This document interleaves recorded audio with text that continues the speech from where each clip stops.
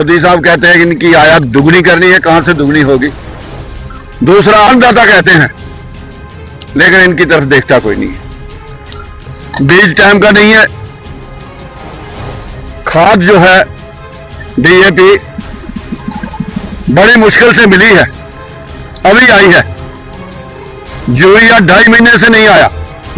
सीमावर्ती इलाके में है और अरनिया सेक्टर वो सेक्टर है, यहाँ पर सबसे पहले फसल लगना शुरू हो जाती है। आप मेरे पीछे देख रहे होंगे कि खेतों में जो है वो कनक की फसल जो है वो लगना शुरू हो चुकी है। बीज जो है वो खेतों में जो है वो लगाना शुरू हो चुके हैं। हमारे साथ कमलजीत सैनी जी हैं, बात करेंगे, किसान हैं। क्या कहना चाहेंगे सर कि अरनिया में सबसे पहले हर फसल की शुरुआत होती है? बहुत ऐसे है जी। अरनिया एरिया में हमारा गांव है कूल कला जी, जहां पर सबसे पहले फसल लगना शुरू हो जाती है।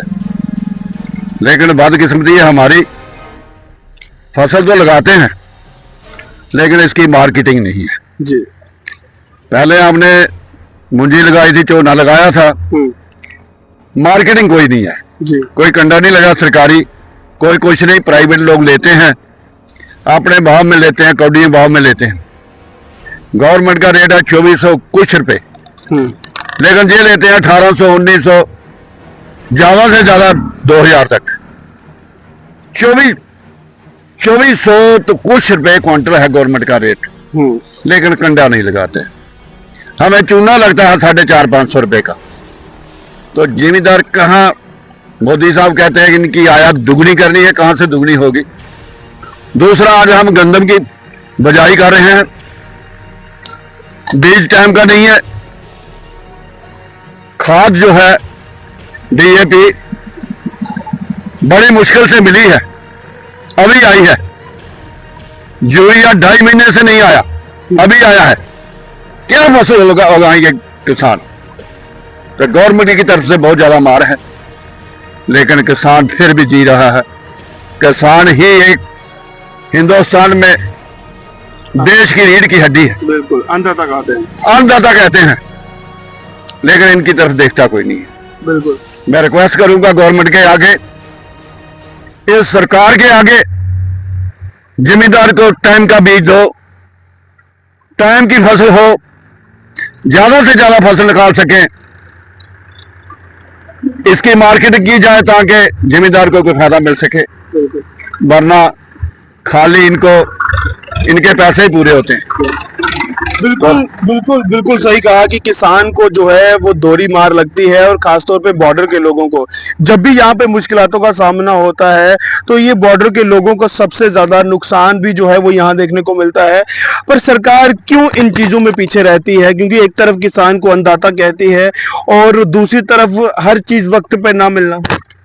पता नहीं बात क्या है, जान तो ये डीलरों को पैसा पहुंचाना चाहती है, या जो देसी लोग जो प्राइवेट खरीदते हैं उनको फायदा दिलाना चाहते हैं। तभी मौके के कंडे नहीं लगाते, मौके की फसल नहीं उठाते। तो हम फिर यही रिक्वेस्ट करेंगे, क्या करे जिम्मेदार? अगर चोना हुआ है तो वो उसकी को बेच के खाद लेंगे, बीज लेंगे, अगली फसल तैयार करेंगे। क्या इसी का ये कारण है कि कोई भी व्यक्ति जो है वो अपने बच्चे को किसान नहीं बनाना चाहता? यही बात है और कोई नहीं।